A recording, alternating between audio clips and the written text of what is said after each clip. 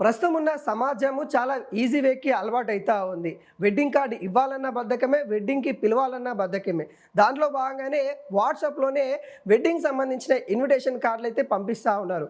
దీన్నే ఏదైతే online scam చేసే వాళ్ళకి కొంత అవకాశంగా ఉంటుందంటుంది పోలీస్ వ్యవస్థ. డిజిటల్ వెడ్డింగ్ కార్డ్‌లు అంటూ క్యూఆర్ కోడ్‌లతో కూడిన లింకులు వాట్సాప్‌కి పంపియడం, ఆ వాట్సాప్ పంపించిన లింకును మనం నొక్కడం ద్వారా మన అకౌంట్‌లో ఉన్న ఖాతాలో ఉన్న డబ్బులన్నీ కూడా వాళ్ళ అకౌంట్‌లోకి చేరే అవకాశాలు ఉన్నాయి. జాగ్రత్త వహించండి అంటున్నారు పోలీసు వాళ్ళు. మల్కాజిగిరి పోలీస్ స్టేషన్ శాఖ చాలా వినూత్నమైన ప్రయత్నాలైతే చేస్తా ఉంది. వాటన్నిటిని కూడా అడ్డుకోవడానికి దాంట్లో భాగంగానే కొత్త వీడియోలు కూడా విడుదల చేస్తా ఉంది. ఎవరైనా డిజిటల్ వెడ్డింగ్ కార్డ్ అని మీకు క్యూఆర్ కోడ్‌తో ఉన్న వెడ్డింగ్ కార్డ్ పంపిస్తే దాన్ని జాగ్రత్తగా చూడండి.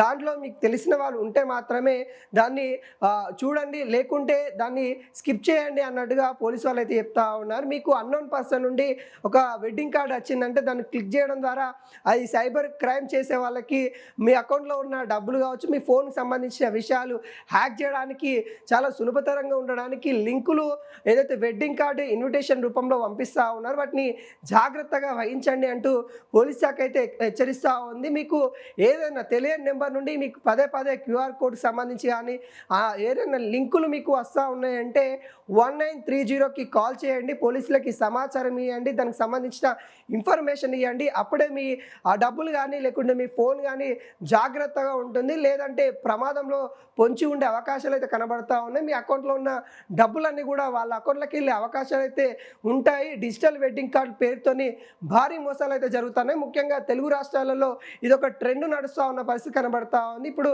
పెళ్ళిళ్ళ సీజన్ కావడంతో పెళ్ళిలో ఏదైతే వెడ్డింగ్ కార్డ్ సందర్భాలు ఏవైతే ఉంటాయో వెడ్డింగ్ కార్డ్ ఇన్విటేషన్ పేరుతోని ఆ పేరేమో వెడ్డింగ్ కార్డ్ ఇన్విటేషన్ అని ఉంటుంది. కానీ లోపల చూస్తే మాత్రం స్కానర్ రూపంలో లొకేషన్ రూపంలో ఒక స్కానర్ అయితే ఉంటుంది. దాన్ని క్లిక్ చేయడం ద్వారా మన అకౌంట్ హ్యాక్ అయ్యే అవకాశాలు ఉంటాయి. మన బ్యాంకుకి సంబంధించిన డీటెయిల్స్ కూడా వాళ్ళకి చేరే అవకాశాలు అయితే ఉంటాయి. మీ ఏదైతే మొబైల్ నెంబర్ రిజిస్టర్ అయిన బ్యాంకు రిజిస్టర్ అయిన మొబైల్ ఏదైతే ఉంటుందో దాని ద్వారా వాళ్ళకి సమాచారం వెళ్ళే అవకాశాలు అయితే ఉంటాయి.